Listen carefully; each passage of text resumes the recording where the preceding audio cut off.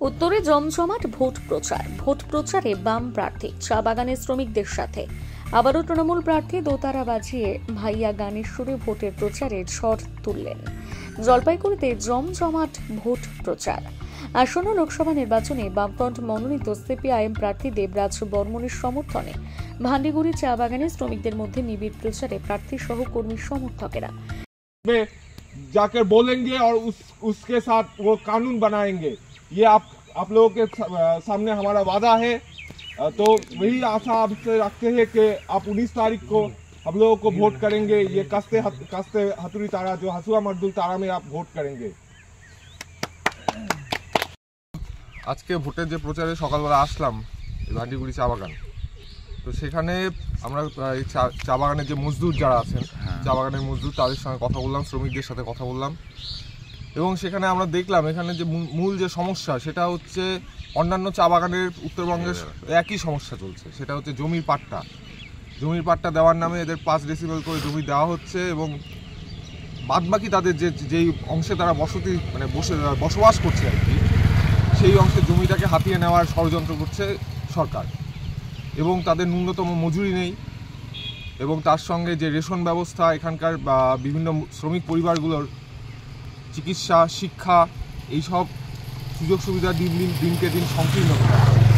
তো এই দাবিগুলো নিয়েই আমরা আছি, পথে লড়াইয়ে আছি, এবং এই দাবিগুলোকে যাতে দিল্লির বুকে গিয়ে প্রতিষ্ঠিত করা যায় সেই জন্য আমরা শ্রমিকদের কাছে আবেদন করলাম যে এই কাস্তে হাতুড়ি তারা চিহ্ন, যেটা আসলে এই শ্রমিক মজদুরদেরই চিহ্ন, তো তাকে তারা যাতে জয়যুক্ত করে, এবং তার মাধ্যমে আমরা প্রতিজ্ঞাবদ্ধ যে তাদের এই দাবিকে দিল্লিতে নিয়ে গিয়ে এই দাবিকে আইনে পরিণত করে, তাদের অধিকারকে আইনে পরিণত করার জন্য আমরা প্রতিজ্ঞাবদ্ধ।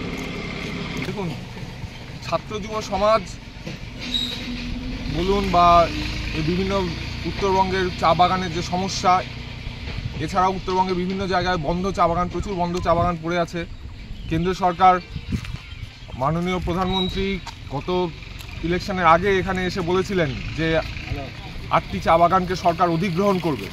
তো আজকে আপনি গিয়ে দেখুন যে 8টি চা বাগানের একটিও বন্ধ চা বাগান কিন্তু অধিগ্রহণ করা হয়নি।